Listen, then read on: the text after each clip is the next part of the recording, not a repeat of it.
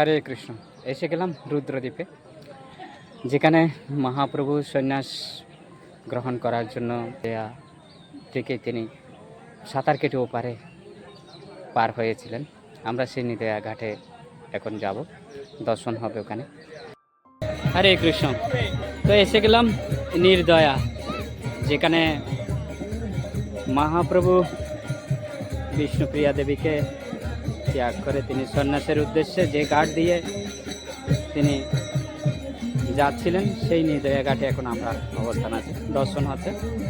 তো পাশে এই যে গঙ্গা পার হয়েছিলেন, সেই গঙ্গা দর্শন হচ্ছে, যা গঙ্গা মায়া আঁকি।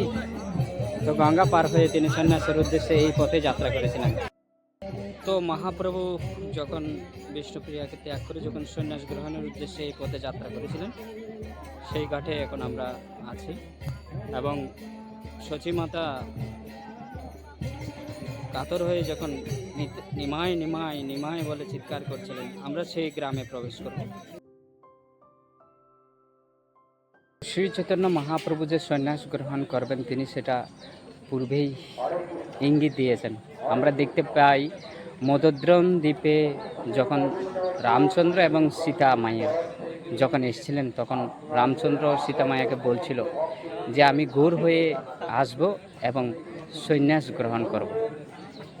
তো সীতামাতা বলছিল যে তুমি যদি সন্ন্যাস গ্রহণ করে থাকো বা করতে চাও, সেক্ষেত্রে বিবাহের কী দরকার।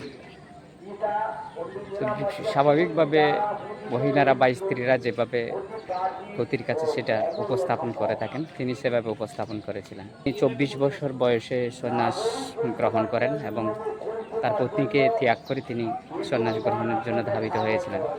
তো কেন হয়েছিলেন? নিমাইকে সবাই চিনত, সবাই জানত, কিন্তু এই যে নিমাইকে দেখে কেউ ধর্মপরায়ণ বা ধর্ম চর্চার জন্য আগ্রহ প্রকাশ করত না।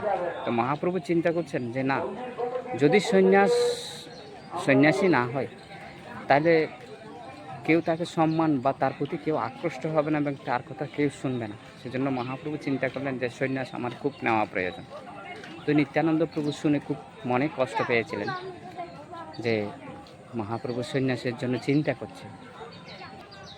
তো নিত্যানন্দ প্রভু বহু চেষ্টা করেছিলেন যে সন্ন্যাসের যে উদ্দেশ্য সেটাতে থেকে তাকে যেন সরিয়ে আনা যায়, কিন্তু সম্ভবপর হয়ে ওঠেনি।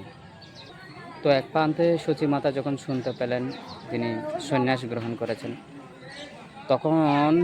তখন নদিয়াবাসী খুব কষ্ট পেয়েছিলেন, কারণ মহাপ্রভু হচ্ছেন নদিয়াবাসীর প্রাণ।